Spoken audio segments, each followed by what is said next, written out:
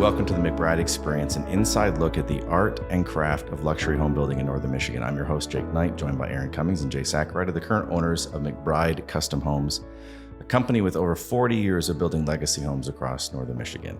Together, we explore timeless design, thoughtful construction, and the stories that turn houses into heirlooms. All right, welcome to another episode. I'm pretty excited to be back. It's been a couple of weeks. Again, my name is Jake Knight. I'm talking today about something more than just construction. It's about creating a place where memories are made and passed down, this idea of legacy lake homes. The kind of house that's been in the family for decades, the one where every summer feels like it's coming home. That's what we're talking about. So we've helped families build homes on lakes all over Northern Michigan, Walloon, Burke, Crooked, you name it. We probably have a home there. But again, it's more about the square footage. So let's dive in and do a little Q&A about these legacy lake homes. So we'll start first. How do I even start planning a legacy lake home? You got to start with a conversation. And that's an in-depth conversation. A lot of times it's a ton of time really up front, getting to know the family, getting to know what their intent is for the home for generations to come. And that's the cool thing that we get to do is not just meet them, but eventually plan for their children and their children. So it really just starts with the initial conversation and what their goals and plans are. Oh, nice. Yeah. And every family has a story. That's one of the things I love having this conversation with clients, for a legacy home is, it makes me think of this home we just finished recently. And when we were in the planning phase and having this very conversation, and they were starting to talk about how much history they have with the Mackinac Bridge and how their family was involved in that and so forth. And so that was something that was important to them to incorporate into the structure. And so initially I'm thinking, okay, yeah, a 1 foot by 1 foot square that will, it will be a piece of art on the finished wall. Then came to realize they wanted a chunk of the Mackinac Bridge, the original bridge steel grating. And not just a small chunk, but they bought a 40-foot chunk that we got back to their site. And so we ended up with a 16-foot chunk, 5 foot wide, weighing over 4,000 pounds. A little different story. You don't just hang that on the wall, but then having those conversations about how to successfully put that into the structure to create what they're after and to really speak to that legacy that they have with their family history. And so we were able to encase it into a wall vertically. And it really turned out as a special piece, a wow factor, you might say, and things like that. So when we get to have those conversations, we get to hear those stories, we get to hear what makes their family history special and how we can add that to this home that they're going to be building. And that's really unique, thinking that you couldn't have guessed that that's what they would have wanted. You couldn't have just put a piece of the Mackinac Bridge in anybody's house. I mean, it would be cool, just like you said, a 1 foot by 1 foot piece of art. It's kind of neat, but you don't find that out unless you have that conversation with them. Yeah, and they didn't even want to tell me at first. They're nervous. They're like, I didn't know if I should say something. Absolutely say something. That's sometimes where we get the special things. When we have that courage to say, hey, what about this? What about that? I'm a little apprehensive. I don't even know how this will work, but this is what I'm thinking. This is what's special to me. And so I'm glad they did speak up, and it was a cool thing. Yeah. And maybe that's a nice reminder for anybody thinking about building a home and talking to the builders or in that prep phase is to don't hold that stuff back. Yeah. The stuff that's going to make a home a legacy home, make sure you share that. So speaking about that, people like to build homes up here. There's a lot of vacation homes. In fact, it's even called there's vacation rentals. What makes a legacy home and not just a vacation house? Well, it's built to last, not only with materials in mind, but it's also built to last for the family for generations and generations to come, but also designed in the growth of that family. We've had a lot of clients that design a home, and then 2 years later, they're like, we need to put an addition on because we didn't plan for all of the family to come. But then once they're on the lake in beautiful Northern Michigan, every family member comes. And that's the joy we get to have is, yes, we planned here, but it changed. Plans change as always. but then we get to grow it with the family. That's really cool. Something too we hear all the time when planning for a vacation home is ROI. People want a return on their investment. We want to make sure that if in X amount of years we want to sell, can we get our money back? We want, to make a wise investment. So that's a big deal on a vacation home. Where on a legacy home, just recently, actually with a different client, we were having this conversation and he knew, he said, look, I know this is outside ROI, but this is what's best for the family. And so he recognized, look, I know I'm not going to get my money back, but he was thinking about the long term. He was thinking about his family's needs and what was going to be in the next 10 years, 15 years. And so he wanted to plan for that money aside, ROI aside. And so oftentimes that's a factor as well. Many times in vacation, I think of this too. We all go on great vacations. What makes you want to come back? It's the feeling you get when you're there. So that's what we want to create. The generational feeling of always wanting to come back to this house. So that then takes me to another question around the same line of that. Then what are some of those design features that really make that stand out, that you've found people coming back to, or that really stand out to them and that have helped make that home a legacy home? Outdoor living space is huge. That's where most people in the summer come up to enjoy, is the outdoors, the lakes. Obviously, that's what we're building mostly on. So like fire pit areas is where they gather, big decks, covered porches, things like that are really focal points for most of our homes anymore. That, and also, we're getting a lot more of interior flow from the interior space to the outside. So everything they can be in contact, whether if they're inside and they're outside, the whole home is opened up to both. Good. Yeah, I was thinking 3 seasons rooms just to contribute to that. Same thought though, just how can we enjoy the most of what nature is offering us in these beautiful summer months? And so we see that a lot, and that's something that really is emphasized. So I think actually that's nice too, to think from the difference between a vacation home and a legacy home. In my mind, when I go on vacation, I don't spend a ton of time in the home. I'm usually off doing other things, whereas a legacy home, like you just mentioned, you're spending the majority of your time at home with surrounded with family, multi-generation. So those features really do help make it stand out. That's excellent. Do you help families rebuild, or let's say they've got an old family cottage that they love the cottage, they love the spot, but it just doesn't fit for multi-generational. It's just not the right size. What can McBride do for them? Well, there's a lot we can do. We love those projects. Actually, it's a lot different than, say, a client coming to us frustrated that their current space isn't giving them what they need, and they hate this or that with their current home, or whether it's the flow or so on and so forth. But with these projects, there's an amount of admiration for the memories that have been had there. There's a respect, there's that heritage that it's like it's part of the family, this cottage, this home. So they want to preserve that. And so we love that journey of, keeping that respect, keeping that there while giving it some updates, making it, fit what the current needs are, and even planning for the future needs and so forth. So it gives us that opportunity to take it from there and just keep that going, as opposed to, we don't like this, and let's make this better. Yeah, go along with that. It's, again, thinking about the memories that are made on that property. We've had homes where they have a measuring stick, right? We're all one kids. We have a measuring stick of different ages. Well, we've preserved those things and then put them in the homes that they maybe even demolished the whole thing and then rebuilt, but we put that part of the house in the new part. So they keep generations of family members and their different ages to them. Just cool little things like that make a difference. That's nice. Can you also import that musty smell? No? Okay. No, but there's usually a wood carved fish or something. Yes.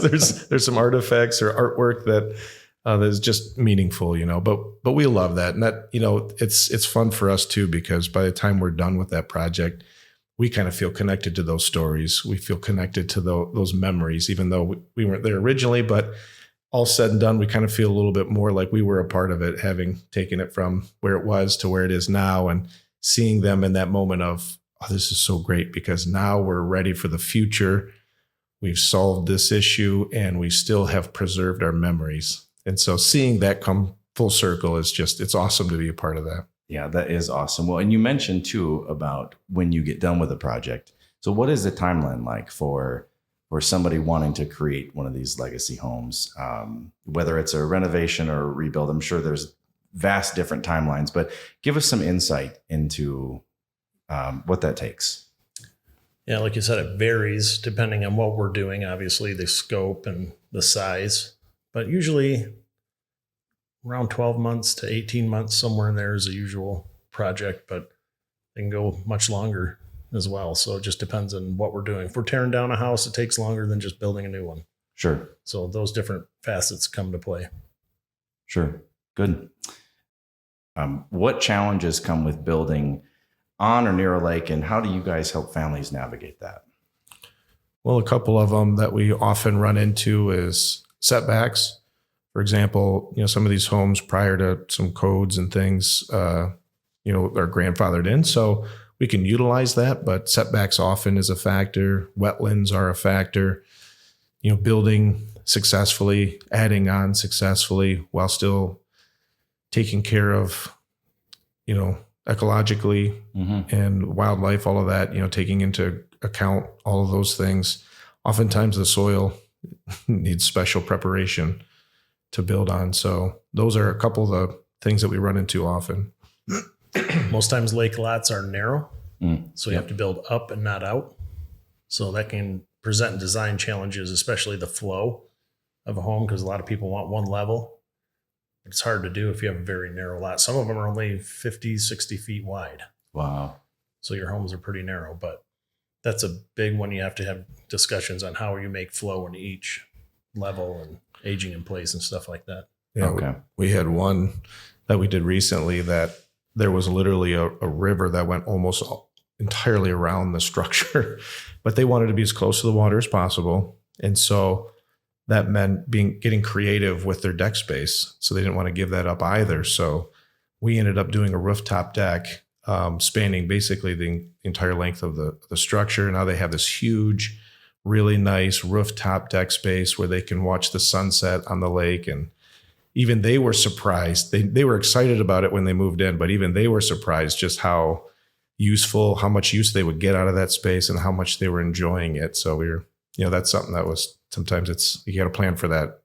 Well, and I think what I'm hearing also is it's not an immediate no. Sometimes you might hear from a builder, hey, we can't do that, or we've got this setback or this thing, we can't do it. And what I'm hearing is that you put some thought into the process, really, that going back to that initial conversations you've had with the family, to how can you still meet their needs while respecting the environment and everything around. And so I like that it's not an immediate no. It's what else can we do? How can we get the same feeling? Maybe it's not on the ground, the deck, but on the roof. That's pretty awesome. I love a good rooftop deck, I have to say. When we were down, I was like, man, I hope they invite me over for a summer party up there. But well, we'll check back to see if that's the case next time. Yeah. Do you guys ever work with people who don't live locally? Because that's something, not being around where the home is being built can maybe cause some anxiety for individuals. So how do you handle that? Yeah, that's really the majority of our clients are not local. Okay. I'd say 98%, somewhere in there, live outside of the state even. Oh, wow. Okay. So most times they're not around when we're building, and that's why our software comes into play that we have. We use a software called Builder Trend, and it really helps with communication with the client. They see daily logs, they see updates, they see a schedule, they can pay their bills through this. So it's all communicating all the time through the process. So yeah, most times we don't, and that's why we've invested heavily in this communication software. Okay, good. Because that really is the key, especially if they're long distance, is effective, regular communication. You have to be on that. You cannot let that slip. And so that keeps them, the software keeps them feeling like they are there. They get to see pictures every day, a description of what was done. And so having, such a robust software to use to keep them in the loop, keep them feeling like they're actively engaged every step of the way is essential. That's got to be such a relief for clients to experience that, because for many, the construction experience can be a bit of a black hole. You get a price, you get an object, and then you might get a note, hey, we ran over budget on this, or this isn't done in time. And many times it's at the last minute. The client might not know, but because you utilize the tool that you do and you have such good communication, there's no surprises, right? Mm-hmm. In fact, that budget is built into that software, so they see it actively being adjusted as things are purchased, as things are completed. And those budgets are, hey, we were over budget, we were under budget, so on and so forth. And so there's an appraisal, that's constantly being done of where exactly we're at on each budget line, each different thing, so they can see, okay, here's how we're doing. And it's easy to see then, am I way over budget? Am I under budget? It eliminates that concern or worry and lets them know exactly where we're at. Well, then how involved are the clients during the building process? If you have the tool, Builder Trend, they're not in state, maybe they're around. How involved are they? They still stay really involved because we communicate with them weekly, sometimes multiple times a week, depending on what part of the project. And there's different parts of the schedule where they need to be there, such as electrical walkthrough. They need to pick out where they want outlets, where they want their switching, how they like the house to flow. So in those type of things, cabinets, flooring, they have to be involved in all that selections and layouts in the house. So we keep them very much in the know, but they don't have to be hands-on all the time to still feel like they're involved like that. Yeah, there's no such thing as over communicating as far as we're concerned. Some don't have the time investment to be able to communicate with us that much, but as involved as we can get them, the better. Great. Well, that really helps them feel connected to the project. And again, we're talking about legacy homes. This is more than just a piece of property in a home. So my guess is they're going to be a little more. They're going to care a little more maybe than they would on just a regular project. What's a story or a moment from a past project that's really stuck with you? I got one in, it was a house in Indian River I went to, and they wanted to remodel this house. And again, it's a legacy type home on Mullet Lake. And when I went into the house, the guy said, we have a little issue in the crawl space. And so I'm thinking, okay, not bad. We get in the crawl space and literally every floor joist was rotten to the point of you could grab them and they would crumble in your hand. Ooh. So we had much conversation on site, much conversation after about, I felt it's only a couple times I've ever said we should tear down the whole thing. And I told him we should tear down the whole thing. It'd be more cost effective at that point. He did not want to tear down the whole thing. So we ended up replacing all the floor joists in that house one at a time and rebuilding that whole house from the ground up without tearing down the house, which was quite substantial amount of labor work. Sure. And when we got all done with it, it was kind of funny. He comes back to me and says, Jay, you're right. We should have tore that thing down. But he says, it's beautiful. It's all what we wanted. You guys did a great job. It turned out perfect. But, it was nice to hear that what I thought was right should have been done. But sometimes, it turned out great anyway. But it's just one of those things that you go in and you're surprised, but you still can produce what they wanted. The outcome that they wanted. Yeah, I was thinking of one. Lake home we did on Crooked Lake, and going through the design process, they wanted to have this nice 2-story, 3 seasons room where the inside was more like a 4 seasons, but just surrounded by windows, and then the upstairs was just a full deck. But they were like, oh man, should we not, so on and so forth, and eventually, as far as thinking about the future, they decided to go forward with it. And then that led into 6 or 7 other decisions about that outside, the lawn area, what to do with the patio situation and a fire pit and grilling areas. It turned into this whole thing. And now they're just, it was funny. That was a couple of years ago now. I ran into them at the grocery store, and they were just over the moon about how much they use that space. They said, we live there. Mm-hmm. I said, what about the other part of the house? The rest of the house, you guys ever in there? And they're like, very rarely. So they just spend all their time out there. And it was just so great to see that on their face, just their joy of, what they get to do then in the summer, the way they get to enjoy that area and that space and how much it means to them was, I don't know, just something I really appreciate and cherish. That's cool. It's nice when it's the other perk of being in a smaller region, right? In northern Michigan is that you do end up running into your people you've built homes for, and because they live here, right? Just like we all do. So very nice. Well, here, final question then. What's your favorite part of building these homes, Jay? Seeing the end product of the home, seeing that vision come to reality, and also seeing happy families at the end of it, where they're having their friends and family up and they're sending you text, oh, this is so great, or a photo off the deck, of the sunset they're seeing, and those type of things that you get to enjoy through them because you've created this space for their family. Yeah. Similarly, but just with these legacy homes, it's a special journey. It's a little bit different. It's a little bit unique because there's things that you're really trying to preserve. And these are things that have sentimental value attached to it. These are important things for the history of their family, things that they're hoping continue on, so it's a little bit of a special journey in that sense. And so to see it from A to B, when you hit the finish line and then, same with what Jay just said, it's awesome to see that and to see them just, bubbling over with excitement and how they're going to use that. And then, you see them in town and then they confirm how much it's being used. And they're already saying, they're nervous that it might even, did we build big enough? We don't know, they're seeing it maxed out. So it's just great to see that, the end result and how it's really becoming a special thing for them. Well, thank you very much, Jay and Aaron, for sharing a bit about that process. And for anybody else who's dreaming about a place where your family can unplug, reconnect, build something that lasts, we'd love to help. And you can visit us at McBrideCustomHomes.com or stop by our office in Petoskey, or our satellite office, South Petoskey. So again, thanks for joining us. Until next time, here's the sunsets on the dock, coffee on the porch, and homes that hold a lifetime of memories.